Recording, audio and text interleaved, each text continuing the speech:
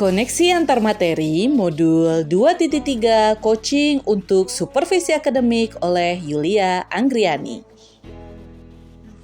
Pengalaman atau materi pembelajaran apa saja yang baru diperoleh?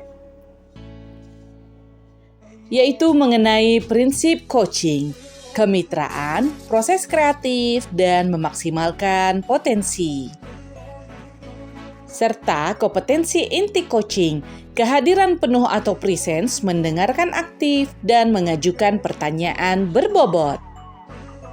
Dengan menggunakan alur tirta, tujuan, identifikasi, rencana aksi, dan tanggung jawab.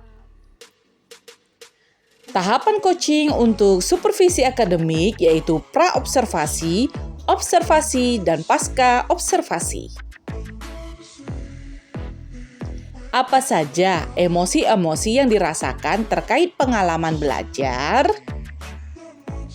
Emosi yang terkait dalam pengalaman belajar, yang pertama, saya merasa bingung bagaimana coaching itu dapat diterapkan dalam supervisi akademik. Lalu setelah mempelajari modul 2.3, saya mulai tertarik untuk mempelajari coaching. Lalu saya optimis bahwa saya sebagai guru harus mampu dalam menerapkan coaching di dalam supervisi untuk akademik. Apa yang sudah baik berkaitan dengan keterlibatan dirinya dalam proses belajar? Yang sudah baik, saya sudah mampu berkolaborasi dengan rekan sesama calon guru penggerak saat mempraktekkan proses coaching menggunakan alur tirta dan sesuai dengan prinsip coaching dalam ruang kolaborasi dan demonstrasi kontekstual, baik berperan sebagai coach, coachee, maupun sebagai pengamat atau supervisor. Apa yang perlu diperbaiki terkait keterlibatan dirinya dalam proses belajar? Menurut saya, hal yang perlu saya perbaiki lebih dalam adalah mengajukan pertanyaan yang berbobot untuk dapat mengidentifikasi lebih dalam tantangan yang dimiliki coachee, sehingga coachee memiliki ide yang dapat dikembangkan untuk menyelesaikan tantangan yang dimilikinya. Apa keterkaitan terhadap kompetensi dan kematangan diri pribadi? Setelah mempelajari modul 2.3 tentang coaching untuk supervisi akademik, saya telah melihat perkembangan kompetensi saya. Hal ini tercermin dari kemampuan saya dalam menerapkan proses coaching dengan menggunakan alur tirta baik sebagai coach, coachee, maupun supervisor. Ketika saya terlibat dalam proses coaching, penting bagi saya untuk dapat mengontrol asumsi-asumsi pribadi dan juga emosi. Saya dapat berpikir dalam bertindak secara matang sesuai dengan prinsip-prinsip coaching seperti kemitraan, proses kreatif, dan pemanfaatan potensi secara maksimal. Apa pertanyaan kritis Anda yang berhubungan dengan konsep materi dan menggalinya lebih jauh?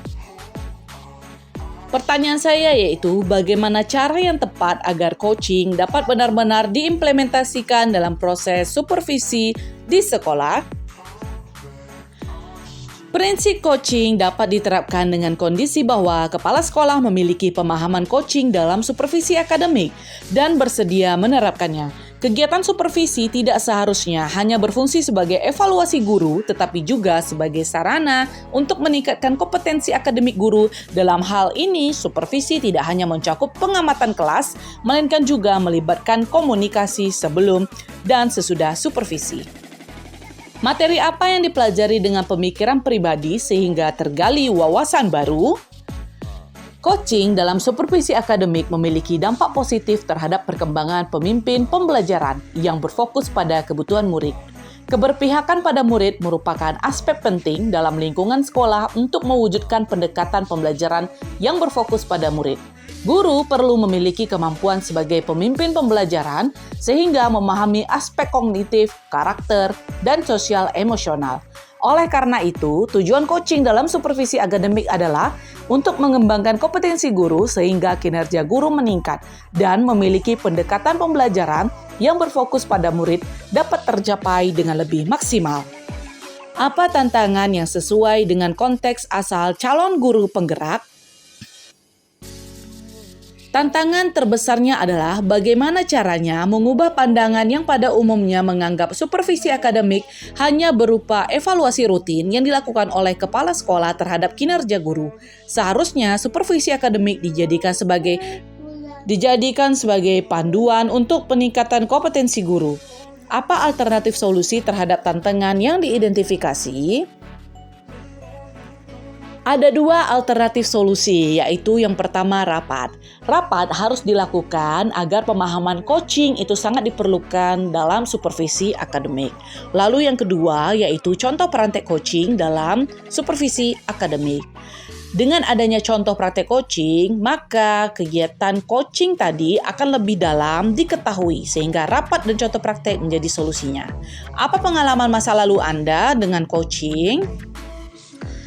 Sebagai guru bimbingan dan konseling, saya sering menerapkan praktek coaching. Tetapi sebelum mempelajari modul ini, saya masih kurang dalam menggunakan coaching dengan arti yang sebenarnya. Sebagai guru, pasti melaksanakan kegiatan supervisi akademik yang seharusnya diterapkan praktek coaching tersebut. Sehingga supervisi tersebut tidak hanya berdiri stagnan, tetapi dibutuhkan dinamika agar memberikan pembelajaran yang lebih baik lagi untuk kedepannya. Bagaimana penerapan coaching seharusnya di masa yang akan datang? Penerapan coaching di masa yang akan datang yaitu ke depannya kegiatan supervisi harus menjadi salah satu komponen utama dalam upaya sistematis untuk meningkatkan kompetensi guru dalam aspek akademik dengan menerapkan coaching untuk supervisi akademik. Dan prinsip-prinsip coaching seperti kemitraan yang erat, pemanfaatan proses kreatif, dan peningkatan potensi harus diterapkan secara efektif dalam setiap tahap supervisi. Dengan demikian, supervisi tidak hanya menjadi penilaian rutin, tetapi juga menjadi sarana perkembangan berkelanjutan yang memungkinkan guru untuk mencapai potensi akademik yang seharusnya dilakukan. Apa konsep atau praktik baik yang dilakukan dari modul lain yang telah dipelajari? Keterkaitan pada modul 2 yaitu yang pertama 2.1 mengenai pembelajaran berdiferensiasi. Peserta didik dikelompokkan berdasarkan kebutuhan belajar dengan tujuan untuk mengoptimalkan potensi masing-masing. Hal ini serupa juga berlaku dalam praktek coaching di mana potensi coachee harus dioptimalkan sehingga mereka dapat mengidentifikasi solusi masalah mereka sendiri untuk mengatasi tantangan yang mereka hadapi. Pada modul 2.2 mengenai pembelajaran sosial emosional, terdapat teknik STOP dan mindfulness yang digunakan untuk menciptakan lingkungan yang lebih kondusif. Sehingga dalam melakukan coaching, seorang coach juga perlu menerapkan teknik ini agar dapat tetap fokus dan hadir sepenuhnya saat melakukan proses coaching tersebut. Informasi apa yang didapat dari orang atau sumber lain di luar bahan ajar pendidikan guru penggerak? Saya mendapatkan informasi dari jurnal Aditya Dwi Putra yaitu mengenai penerapan coaching untuk meningkatkan kompetensi kepala sekolah dalam supervisi akademik. Pada jurnal ini bahwa menerapkan coaching itu sangat diperlukan ketika seorang kepala sekolah akan melaksanakan supervisi akademik nantinya. Sehingga timbullah nanti kompetensi diri dari guru yang bersangkutan. Terima kasih, salam guru penggerak, tergerak, bergerak, dan menggerakkan. Wassalamualaikum warahmatullahi wabarakatuh.